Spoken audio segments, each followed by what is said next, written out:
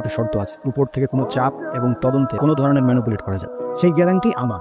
Sir, এমন কিছু বলেন যেটা লিখা নেই। আপনি কি জানতে চান সেই প্রশ্ন করেন। স্মোক করেন না, অথচ ড্রাগসের বিজনেস করেন। কিন্তু ইনভেস্টিগেশন করার আগেই ধরে নিচ্ছেন দোষী।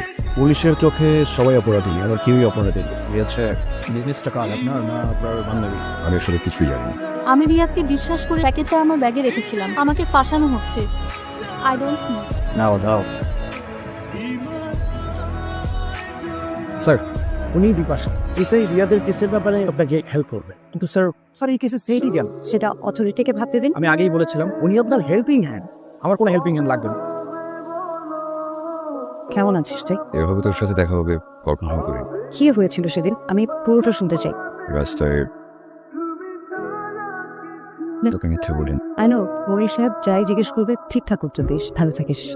আপনার কাজ হচ্ছে তদন্ত অবজার্ভ, গাইড করা আপনার কাজ না। আমি আপনাকে গাইড করার চেষ্টাও করছি না। আপনি হয়তো জানেনই না এসআই রিয়াদ আসলে কে। অপরাধী। টাকার জন্য অন্তত এসআই রিয়াদ এসব করবে না। অভাবে পড়লে মানুষ কত কিছু করে। শিল্পপতি নিজাম সাহেবের একমাত্র ছেলে।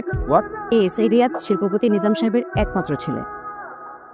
আমার কথা শুন, তোকে কিন্তু কথা বলবো বলতে। সেটা না হয় বুঝলাম। আর রিয়াদের বাবা অনেক পাওয়ারফুল, আর রিয়াদ তুই সঙ্গে কামাই করতে পারবে না। তোর তো দেখি অনেক বুদ্ধি।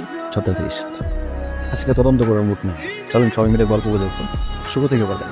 আমি সেদিন রাত্রে, আপনি আমার কথা বুঝতে পারছেন। শুরু থেকে বলেন। সেদিন আমার থানার ডিউটি শেষ হয়েছিল সন্ধ্যার দিকে। এত প্রফেশন থাকতে ফিনিশিং। প্রফেশন তো মানুষের পার্সোনাল চয়েস, তাই না? আপনি আমার কোনো কথা ইন্টারফেয়ার করবেন না। জি বলুন। 2 বছর আগে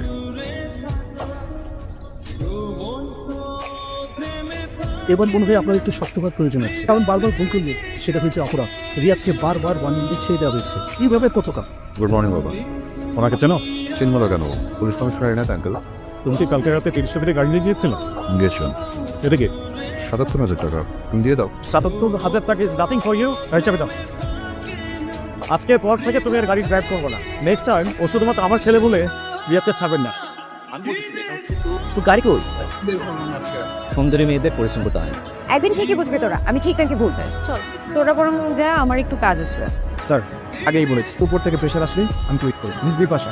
আমি আপনাকে কখন প্রেশার দিলাম? মিস বিপাশা রিয়াদ পূর্ব পরিচিত, তা কি সত্যি? হ্যাঁ সত্যি, কিন্তু আমার কাজ সত্যকে সামনে নিয়ে আসা আমার রেসপন্সিবিলিটি আগে। রিয়াদ সাহেব আবার শুরু করেন।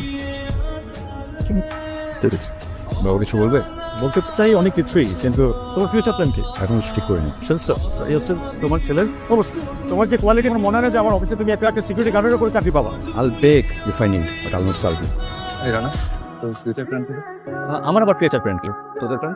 বাইরে সিটিজেনশিপ আছে এমন কাউকে বিয়ে, আপাতত কোনো ভালো লয়ারের আন্ডারে। তোদের সবার কোনো না কোনো ফিউচার প্ল্যান আছে, আমার কোনো ফিউচার প্ল্যান।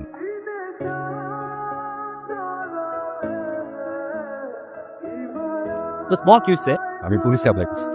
সিরিয়াসলি? এই তোর মাথা কি গেছে নাকি? আঙ্কেল জানে? যে যাই বলুক তুই কিন্তু পরীক্ষাটা ঠিকঠাক দিবি। আমি একবারকে তুমি কে তুই বাবাতি। তুমি কি পুলিশে এক্সাম দিয়েছিলে? I knew it. What nonsense. পুলিশে জয়েন করলে অসুবিধা কি বাবা? আমি কিছু থেকে করলে সেটা মেজাজ খারাপের কারণ কেন হয়? আমার বাসায় পুলিশের ডিআইজি এআইজি এরা আসে, আর তুমি সেখানে একটা থানার এসআই। তুমি আগামীকাল থেকে আমার অফিসে জয়েন করবা। ট্রেনিং এ আপনার প্রোগ্রেস তো খুবই ভালো। জেদের কারণে। এই জিতকে টাকার ক্ষেত্রেও। বাবা কেমন আছে? তোমার কোন থানায় পোস্টিং হয়েছে? কেছাও। আর তুমি আমাকে স্যার বলে ডেকো না, আমি তো এখন ডিউটিতে নেই। আমি তো এখন ডিউটিতে স্যার।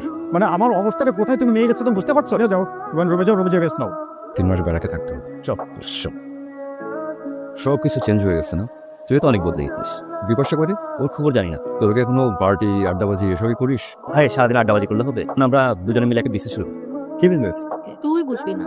ব্যবসা তোর মাথা ঢুকবে না। কোনো হেল্প লাগলে বলিস। সেদিনের ঘটনা বলেন।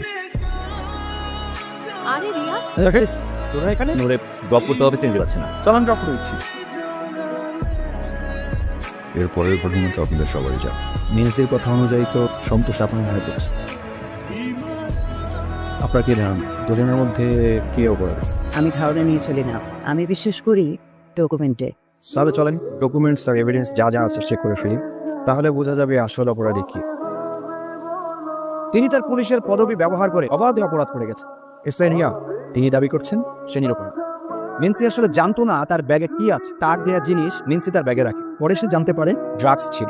এসআই রিয়া বন্ধুত্বের সরলতার সুযোগ নিয়ে অপরাধ করিয়েছে। এসআই রিয়াকে তার চাকরি থেকে অব্যাহতি, দৃষ্টান্তমূলক শাস্তির দাবি করছে। আপনার কিছু বলার আছে? নিজেকে ডিফেন্ড করার জন্য আবার কিছু বলবার নেই।